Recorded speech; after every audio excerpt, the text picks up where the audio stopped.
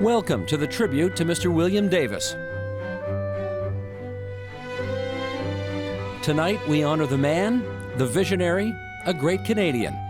He's probably the finest person that I've ever had the privilege of working for in public life. I have to confess that I love Bill Davis. I think he's a great man.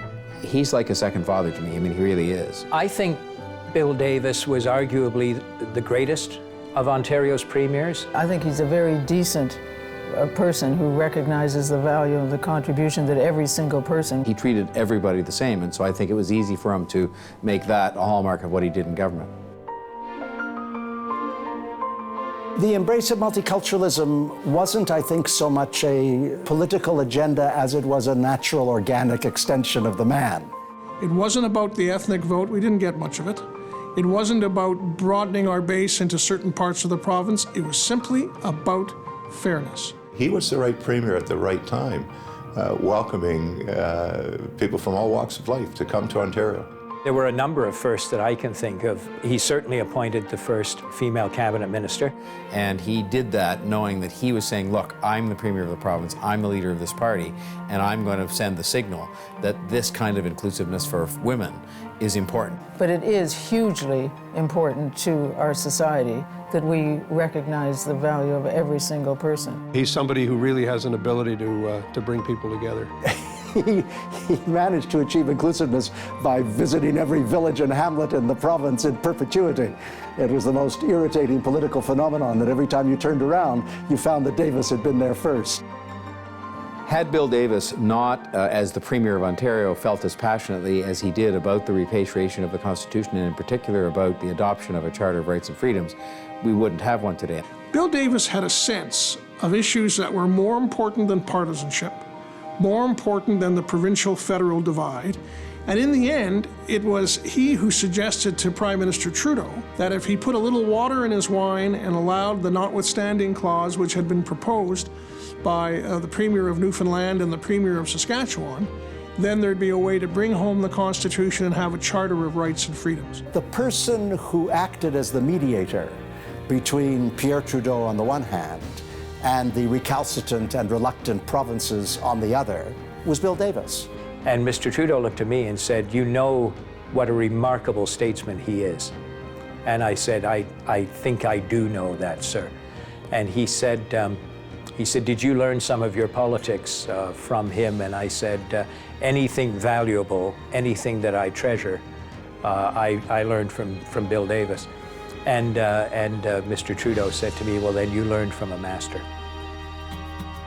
He has a passion for education in a way which is rare amongst leading politicians. He understood that education is, first of all, about people. And secondly, it's about people working together in a trusting relationship, parents, students, and teachers, where people's service is valued and treated with respect. So what he did in creating the county school boards was actually turned elementary and secondary education not into a bunch of one-off schools, but into an actual system.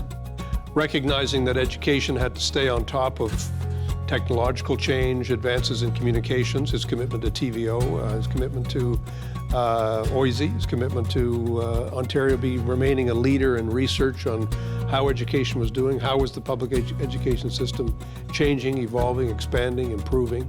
Or whether it was the extraordinary introduction of community colleges into the province, which was a massive restructuring of education and has provided nothing but positive results. That filled a very, very important gap that existed at that time and led the way to Ontario as a center for manufacturing, for finance, for practical skills that were required by employers at that time.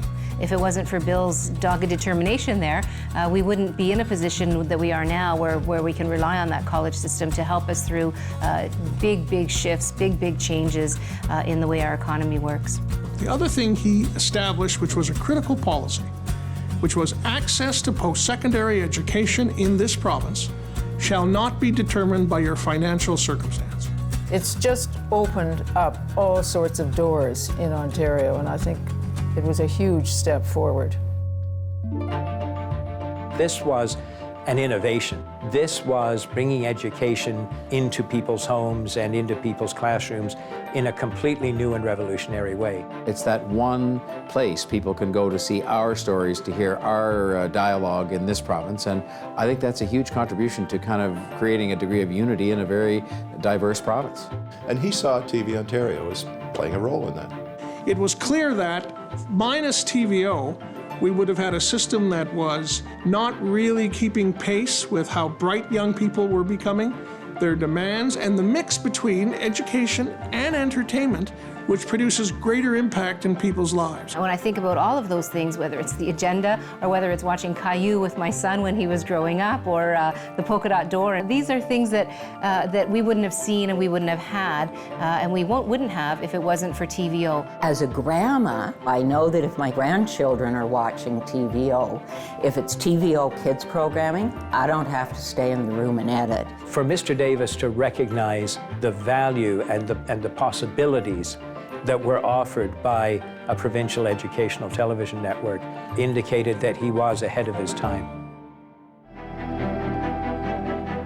He's the gold standard for leadership in this province. He was a terrific educational proponent. He performed admirably in bringing the Constitution to Canada and the Charter of Rights and Freedoms. He dealt with occupational health and safety in the ways nobody had before. He even had a landlord-tenant rent control act. There were lots of things which were memorable.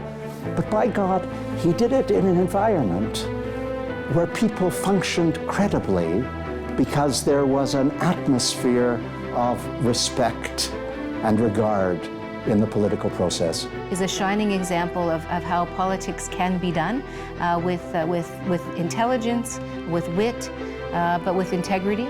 He was fair, he was decent, he was honest.